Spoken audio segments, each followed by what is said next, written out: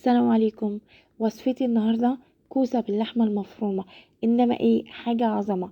انا نزلت معلقه كبيره من السمنه ومن الزيت، ونزلت بصلايه متوسطه، ونزلت ده اختياري فلفل حار او فلفل رومي، ولو نزلنا فلفل رومي يبقى صحيح.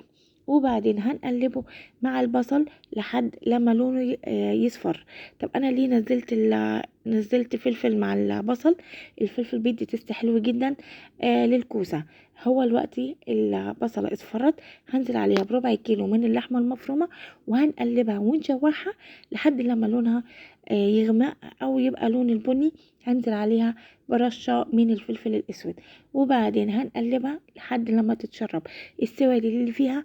هنزل عليها بالكمية المطلوبة اللي عندنا من الكوسة، وبعدين هنقلبها وهنسيبها شوية، وبعدين على ما تتشرب المية بتاعتها هنزل عليها بفصين من الثوم وهنقطعهم بايدينا، وبعدين هننزل عليها بعصير الطماطم وهنسيبها شوية، وهننزل عليها كمان بمعلقة صغيرة من السكر علشان السكر بيعادل حموضة الطماطم، وهنحط عليها رشة فلفل اسود تاني، وهنوطي عليها النار لحد لما تستوي.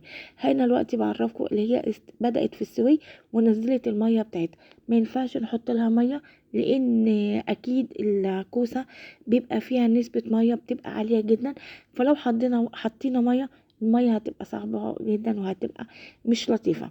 ودي شكلها النهائي بعد ما استوت، بجد طعمها يجنن. الفلفل الاسود بيخلي الكوسة، او الفلفل الاخضر كمان بيخلي الكوسة في حتة تانية. الف هنا وشوف على قلبكم. اشوفكم على خير في وصفة تانية. مع السلامة.